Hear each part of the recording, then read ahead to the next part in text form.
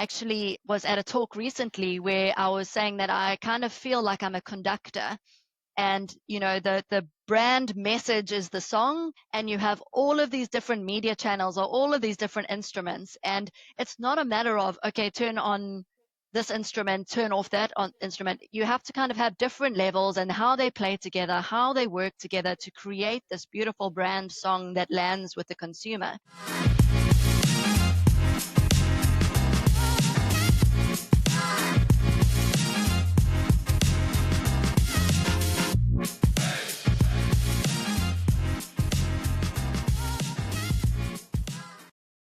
Welcome to today's episode of Beyond the Billboard. Today marks our 10th client point of view episode, and we are so excited to have been able to have brought to the podcast some of the major brands in South Africa. We've been joined by CMOs, CEOs, brand and marketing managers from KFC, Nando's, F&B, ABSA, Auto & General, Pineapple, Mondelez. And today we are joined by Teniel Nelson, who's the head of integrated media at Beiersdorf. And for anyone unaware, some of the major brands that sit in the Beiersdorf stable is Nivea and Eucerin. Teniel, thank you so much for joining us today. Thank you so much for having me. This client point of view episodes are absolutely fantastic. It really gives our audience and ourselves a snapshot into what are brand managers and head of media and CEOs looking for when it comes to out of home. What are their thoughts? What are they using out of home most effectively for? And it's really been a chance to get a half an hour meeting with some of these major brands to understand how are they playing in the market. Teniel, to get us into today's episode, I wanted to ask you, from your experience, how have you seen out-of-home integrated with other media channels? How have you seen out-of-home working well with some of the other channels in your media mix? And how are you using out-of-home in your media mix to make sure you're getting the maximum of your investments? Yes, so I mean, my history was very much a digital focus. I spent many years at Unilever and now Beiersdorf kind of fighting for digital money and trying to convince everybody that we needed digital money.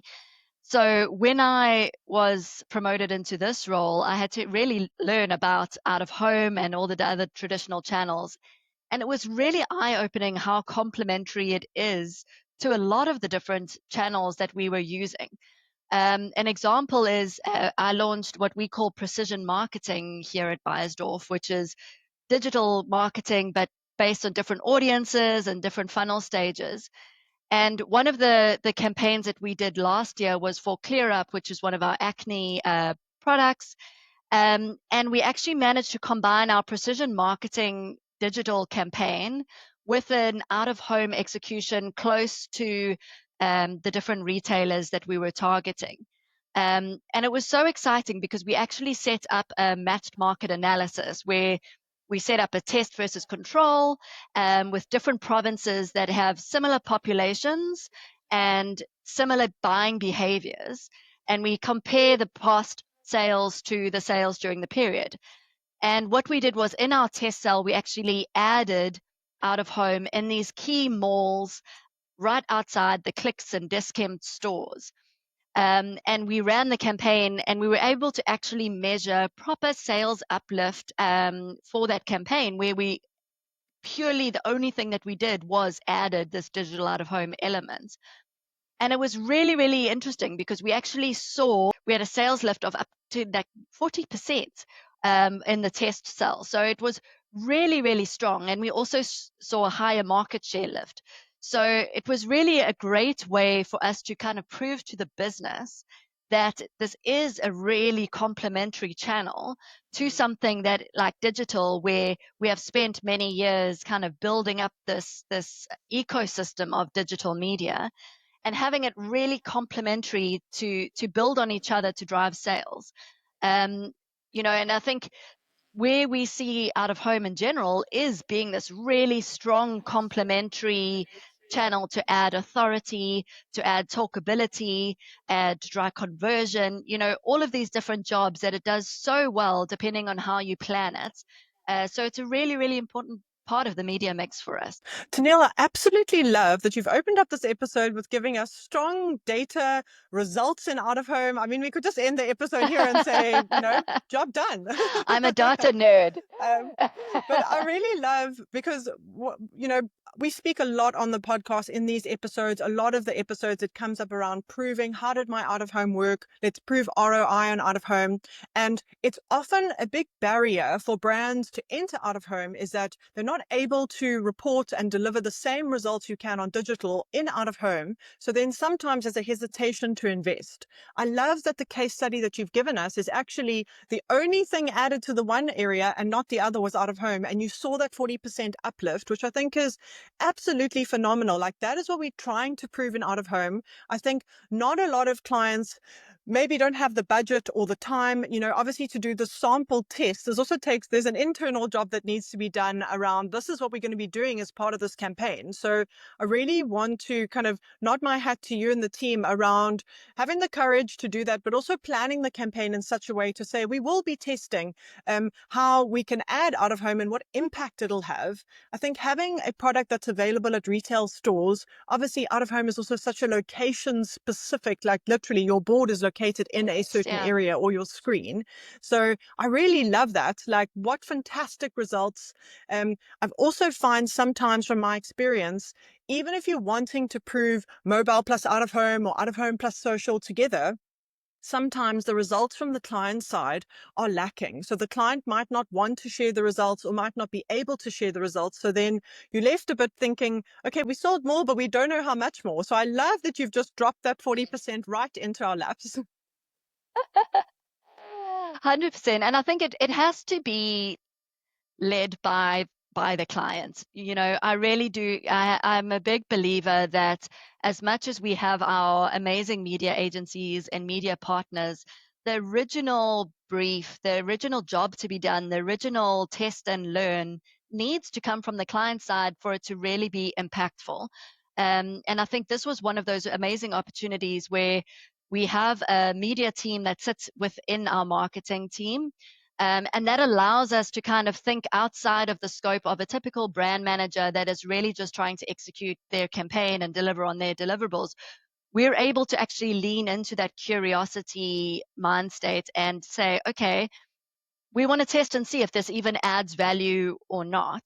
How do we do that? And I think a lot of people underestimate the ways that you can test these things. I think because out of home often gets this kind of bad street cred of not being measurable, but there's so many different ways you can measure it really effectively. Match market analysis is one of them because you can do that geolocation where you can say only certain provinces are going to have this. But there is also things like, QR codes, there's awareness, there's surveys, there's all of these different ways that you can do it. We also have commercial mixed modelings or modeling mixes, which has been absolutely amazing as a FMCG company to be able to kind of say, it's over a 3-year period. These are the categories we represent. These are all the different media channels by week. All this huge data dump gets kind of put into the system, and it comes out and says, for every rand that you spend on this channel, this is what you're getting back. And I think that has really helped me and my team to kind of justify where out of home fits and where it has the biggest impact. We've even gone down further to say which category actually gets the best ROI when we support it, and also which job to be done. So if you're trying to do a relaunch versus an innovation versus brand building, which channel really helps you the most to support that? And I think any companies that can afford CMM, because I know it is often quite expensive, but it really does save you so much effectiveness and efficiency conversations with, especially, your finance teams and everything, where you can really justify why you're investing in certain channels and the return that you're going to get back from it. I love that you set up the episode with talking about this case study. Really just showcases the power of the medium and how it can be so effective. And as Liv was saying, we often have these conversations, and a lot of the questions that out of home specialists, agencies, clients, media owners are having to answer is, has out of home worked for me? And you guys took that step forward and planned the campaign with the intention of a test and a control space to be able to see how that performed for you. What I loved is that you used out of home and digital out of home for this campaign from a proximity strategy point of view. So close to point of purchase, driving the product, driving the sales, and then measuring those outcomes. We often, talk about out of home being this reach driving, brand equity, big trust building medium, which it is, and it's one of its most powerful, attributes and strategic abilities. But we don't always get to talk about how well it performs in a proximity strategy. And with proximity strategies, whether it's a car dealership, you're trying to drive feet into store for test drives, or particularly with FMCG products, proximity strategies are so, so powerful because you're able to do these close to point of purchase, drive feet into the store to purchase. And then, like Liv said, if the client has the data and willing to provide it, you can then test whether that has performed for you. And I love that you've used the medium in that way. But I've also seen that you've used the medium from an innovation point of view.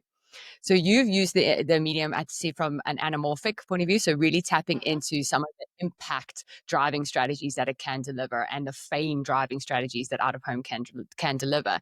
And you did by tapping into 3D anamorphic on anamorphic screens and really delivering that fame and impact. And I'm interested to hear more about how you made the decision on this brand will go on the proximity approach with digital out of home, and these brands we're going to look at fame driving, high impact innovation, and plugging the medium in that space.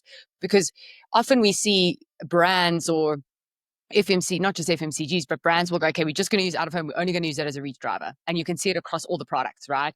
Or you can see a brand like yourself that goes, okay, it works well in this brand for this reason to drive fame. It works well in this brand to drive proximity. And I love that you're tapping into the different strategic abilities of the medium and plugging it into where you need it to perform a job for you. Yes. And I love that you touch on that because that was one of the first things that I did when I started diving into the world of out of home. Shout out to my poor media agency that had to put up with my millions of questions and reorganization of everything because I wanted to see like a photo of every single spot there was in the country and what the traffic was and everything. We've broken it down into this framework of four really key pillars. The first is convert, which is being close to purchase. So this is going after those screens that are right outside of a Clicks, a Discam, a Checkers, and being able to measure their sales uplift in those specific stores.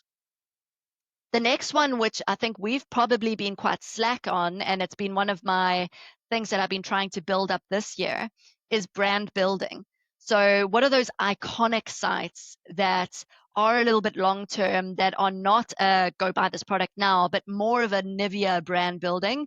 So, we actually just reinstated one at Bedford View, which is this big, beautiful corner building, and it's really about having that Nivea master brand kind of feel, that brand building and authority. The next one is disrupt, which was actually where that micellar campaign that you mentioned with the anamorphic came in, where it is super creative. It needs to grab attention. We often use it when there is something brand new that is disruptive in the market that we want to kind of just really get people to stop and look. And that's where those anamorphic sites and things like that come in really, really nicely. And then the last one is relevance. So those are the spots that are kind of the things like at the Virgin Active or paddle courts, or those kind of moments that it's not a typical advertising space, but we're leaning into areas where people are really passionate about certain lifestyle topics and we want to be present there. And depending on what the campaign is, we kind of try, sometimes it's a mix, or sometimes we go all in with one of those frameworks and kind of say, you know what, this is a brand new innovation. It's highly competitive. We need to grab everybody's attention. We're going to go all in into the disrupt. But a lot of the time, we actually more have a mix and say, actually, we need a little bit of brand building, a little bit of convert, and a little bit of disrupt. and how do we manage those mediums effectively, because how you measure them needs to change. If you're trying to convert somebody versus a brand building job, the measurement is completely different in terms of what success looks like. Yeah. That's so powerful that you've built this framework, right, and categorized the common strategic roles of out of home, and you've categorized them into this framework, and then, taking that step forward of categorizing the formats and the different types of out of home. The frameworks is fantastic, but I think the next step is knowing that each framework has a different measured outcome or a different measurability approach, and then finding the ways to still measure out of home, even though everybody still says, oh no, it's not measurable. It is measurable in our market. There's a lot of different measurement providers in our market, but you've taken the step forward to say we will test and learn through campaigns, having control and test areas, like you spoke about the case study you spoke about up front, was we'll have a test and learn to see what's working and if it's working for us, and then we can put that into our proximity pillar as a campaign or as a format, digital out of home format that works within that strategic pillar, which I think is so powerful. And I think a lot of the times it's like, okay, if I can't understand it, I'm not going to use it. Definitely. And I think I would say it's probably one of the strengths of coming from a digital background. In digital, you test everything always. It's just part of your DNA, is doing A/B tests and things. So I think coming into the more traditional space, with that mindset, I didn't know that we didn't do it. I think it was just Yeah. in my brain, it was, of course you would do this. If what are the things that you can measure? What are the things that you can turn on and off? And, as long as you can turn something on and off and get some data out of it, you can A/B test and learn from anything. Yeah, I love that approach. And as you mentioned it, I think coming from your background from digital, I love that you were almost like, well, why aren't we testing everything? Which I think if you were from a different background, you probably would say, why are we testing everything? So I think that the two have come together nicely. I think it also speaks to your and your team's confidence around approaching media and out of home particularly. So you can hear from the framework you've put together, understanding you've taken the time to understand the different roles of out of home. You've tested how the different roles out of home work for the brand, and then you've obviously used the modeling that you guys have available to see, well, what can work for us. I love how you've also mentioned that each of the different roles of out of home needs to be measured in a different way. I think it takes, for me, again, just the confidence and the clarity to look at out of home as a different media channel, because it's not radio, it's not digital, but it's almost with seeking to understand the channel rather than it can't be plugged onto the schedule, so let's just de-invest, or let's only keep it to 1 or 2 highway sites and that'll tick a reach box. So I really love how you've painted that journey for us.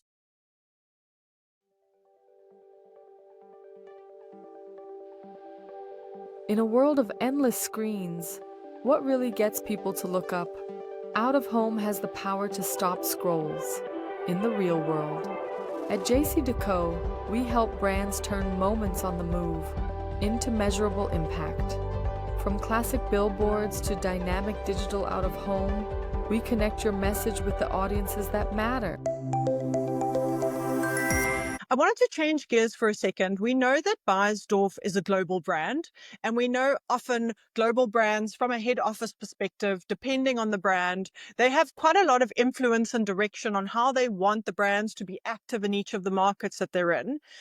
We know that there seems to be a big global push around putting about 60 to 70% of budget towards digital, which means the remaining small piece of the pie is fought amongst the other media channels to see how can it be allocated. But I wanted to find out from a Beiersdorf perspective, how much control or ability do you have to make your own decisions around what happens in market and how you show up in the markets? And what role does the global brand play in providing that direction to you?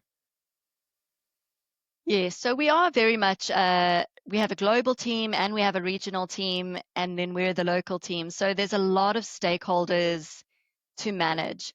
I think what really helps is things like the commercial mix modeling. It really helps us to kind of push back on big strategic decisions.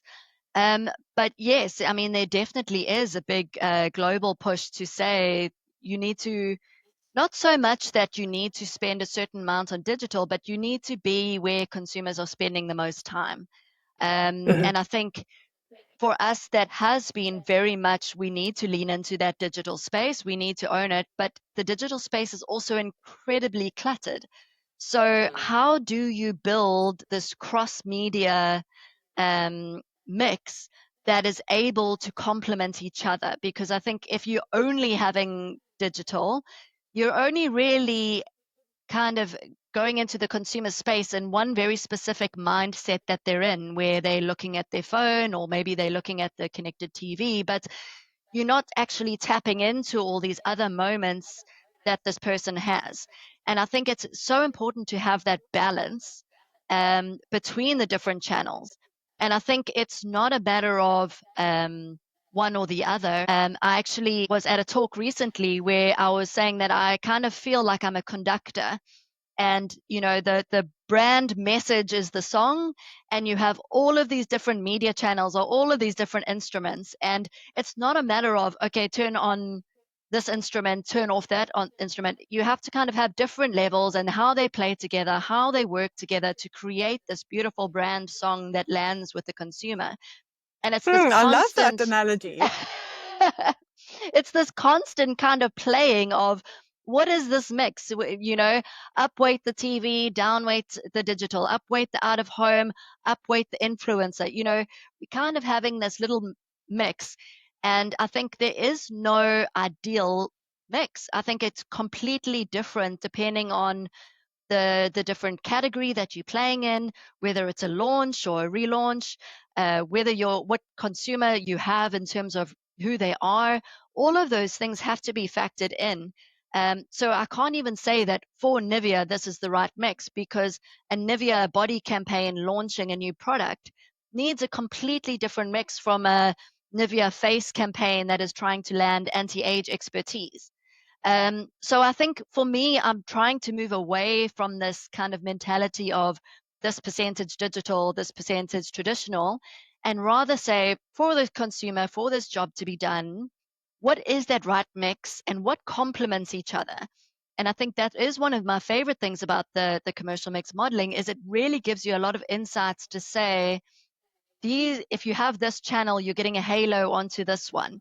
And if you support this product, you're getting a halo into another product. So you can start to actually have that insight of, where do you really lean in and where do you test and learn and see, if we add this, is it going to add value or is it just taking away from the budget? And I think what I really tell my team is to always be curious, just always wonder, as opposed to being told this is the split you need to have or these are the channels you have. Always wonder, is that the right thing? If you have doubts, test it. Put it in, as long as you can structure it into a clear test and learn. My global and regional team have never pushed back to me as long as I've framed it in I want to actually learn and see and test if this works. It works very well for stakeholder management compared to I'm pushing back on this metric that you've given me because that's not relevant in my market.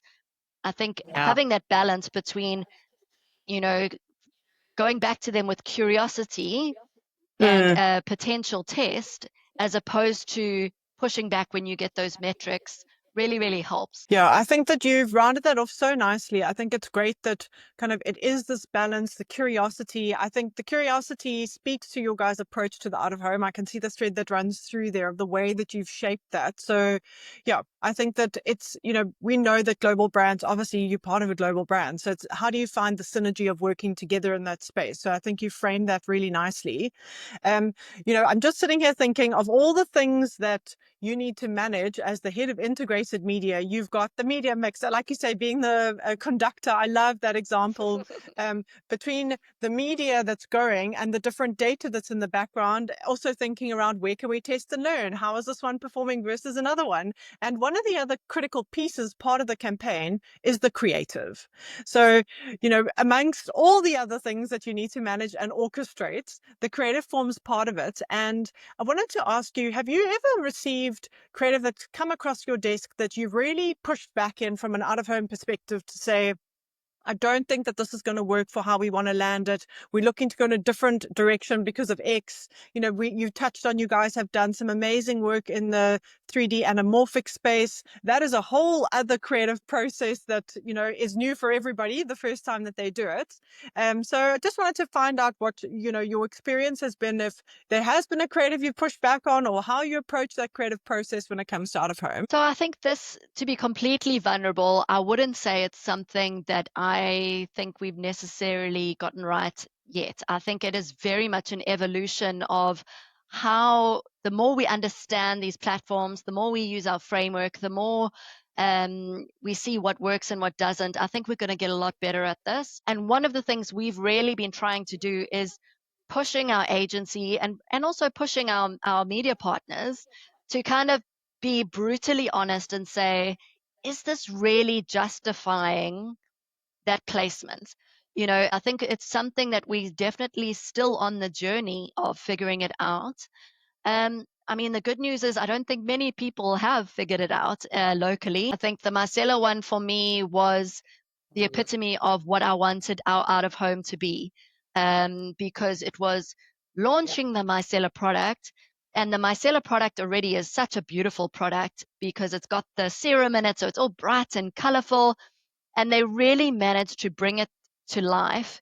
And one of the things that worked so beautifully with that campaign was it was actually an influencer-led campaign where the influencers were talking about switching, and we brought that insight to the out-of-home space to give it that authority and credibility to say it's not just that these influencers are talking about switching. Actually, there is this, authority around this product. These are the ingredients that it has, and it was beautiful and engaging and something that you actually would want to stop and look at. And I think for me, that is kind of the standard that I've now set for the team. And also pushing back to the brand teams to not put too much on there. It's probably one of the biggest concerns that I have, and I'm quite lucky in the media team that I'm not a brand manager, so I can kind of have a little bit more of a consumer point of view. But when you have this billboard up there and you've got three long lines of claims and the logo and this thing and this thing, it's very it's too much for a consumer to see. One of my favorite examples of the campaign was when Naked Insurance first came out with their billboards, and it was just so simple and so straightforward and linked to the product. It was the key reason to believe for the product. And everywhere you looked, it reiterated. Every time you saw a billboard, it built on the previous time that you saw a billboard. And I think for me, that kind of creative thinking and simplification needs to be adapted. We have a saying in my team: simplify to amplify. And I think it's one of the big things that we try to do, to say, how do we reduce the complexity but amplify the impact? And I think that's something that we're really trying to do with the creative and the placements and the media mix that we're trying to find. And I think there's such an opportunity to lean into the media partners for this. It's actually one of the discussions that we had internally the other day, we were saying so often we're trying to kind of come up with a creative idea and all of these things, and we will go through the line creative agency, but actually a lot of the time where the magic is when you speak to the media partner and you say, I actually want an out of home first idea that's going to win awards. This is the product, this is the brief. Kind of what can we come up with together that is going to really be magical? And I think a lot of the time the media owners know what works and what doesn't a lot more than sometimes even the creative agencies do, because they are so close to the detail. They see what is put up on their billboards, they see what works, they see the impact, and they're able to a lot of the time come back to us with some really innovative ideas. And one of the things I said to the team recently is, we do this with other media partners. We go to a TikTok, we go to Meta, we go to like an ETV or whoever it is, and we co-create with them. But for some reason, out of home hasn't necessarily had that before. And it is something, that I really do think is a big opportunity. And I know there's so many media partners. So it's quite difficult to kind of lean into it. But I really do think it's a lovely opportunity to actually co-create a campaign with a media partner that knows those placements and knows the opportunities, knows the target market that is around those billboards, and knows what is actually possible.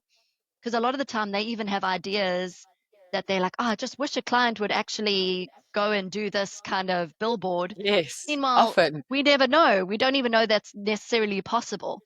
Yeah. So I would really, really do recommend that to the media partners to co-create with the clients and give it as an option. Not every client is going to always be keen, but a lot of us really are looking for how to bring that magic to life in these media platforms. Yeah, I think it's also really about having that openness. Like you've just said now, I think, a lot of media owners are so passionate about their business. That's why they're in the world of out of home. And like you say, they're so close to their formats and their environments, and they've got a lot of ideas. I think often we've had a lot of conversations with media owners around this, is that they feel either they try to get the idea forward and it gets to the agency and kind of they don't get feedback from there, or they try to meet with the client directly and then they can't meet with the client, so the idea doesn't get to light. So I think a lot of them, as you say, you've got to, as a client, have a portion of your time dedicated to this openness of saying, we want to see the cool Yes. ideas. I know some media agencies have got open days that they invite media owners to come to almost share these ideas. There are some cases where media owners are invited into the briefing. So,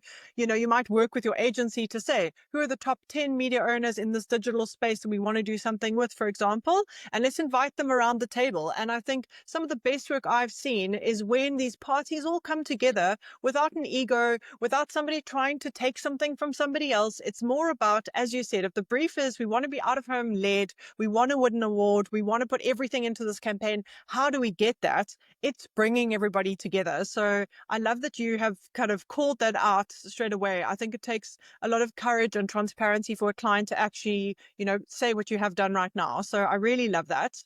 Kind of sticking with our theme of creativity, and as we head to our close, I wanted to ask you, you've shared the Naked campaign as an example of something that stood out to you and caught your eye, the simplicity of it. Are there any other campaigns that you found inspirational and out of home, or that have really kind of stuck to you, that were doing something cool, either locally or globally, that you want to share with us? So I think one that I've always liked was Kit Kat. I think Kit Kat is notoriously a great campaign because it's built on such a simple idea of take a break. Yeah. And I think it's very difficult for a lot of companies or brands to find what that little magic thing is and be so consistent with it over the years. I heard recently a quote where they said, you, as a good brand doesn't rely on big ideas. They create an ecosystem where good ideas are inevitable. And I think Yeah. having that aspect of this is what we stand for, and then bringing that through to whichever platform it can live on. So I think with the KitKat one that I'm thinking of was actually it was bus shelters. I think it was in the UK where it had your Outlook calendar, and then in your lunch break it had the two little Kit Kats kind of thing, and that's all it had. It was like the only branding was on the actual chocolate itself, and by looking at it, you're like, oh, take a break, have a Kit Kat kind of thing. It was just this very, very simple kind of messaging, but it was so relatable to your day. And they even filled up the calendar with like all these crazy meetings and stuff that where it was just really relatable and just so simple and breakthrough. I think that one, yeah, I've always really liked how they bring that concept to life. Yeah, I love that you've touched on that. And we actually recently had an episode with Kantar, and we also spoke about Kit Kat being such a timeless brand. And I think Mm. what was really interesting around that is that the take a break has been the tagline for the past 70 years on Kit Kat. And it's just interesting in a world of marketing that there's often a brand refresh, a logo refresh, a Yeah. refresh, a refresh. Their consistent messaging keeps on coming up regularly. And I think that, coupled with very smart strategic strategic placements. You know, Kit Kat won at Cannes last year with their campaign around Take a Break, but they turned everyone's cell phone into a Kit Kat, which I thought was so clever. There's so many examples like you've shared now of the Outlook. I've seen some benches that have been branded that say Take a Break on it that look like the Kit Kat. So those, you know, the shape of their chocolate is so iconic in a way. And then with this timeless consistency around their messaging, I think Kit Kat are doing a fantastic job, and you know, they stand out as a brand in the category, which I think is, yeah, you've spot on with the inspiration there. Thank you so much for joining us for today's episode. It's been so fascinating to just get an idea from you from the other side of the fence. It feels like on the client side, all the moving pieces that are coming together, how you're coordinating all these things. I really am still thinking about you as the conductor, because I think it's such an amazing analogy. Thank you so much. It was an honor to be on. Thank you to the sponsor of today's episode. Your support helps make Beyond the Billboard possible and helps us to bring you the first and only out-of-home podcast in South Africa. Thanks for joining us today to go beyond the billboard. Subscribe to our podcast to ensure you don't miss out on our exciting content. Join us again to go beyond the billboard. 1, 2.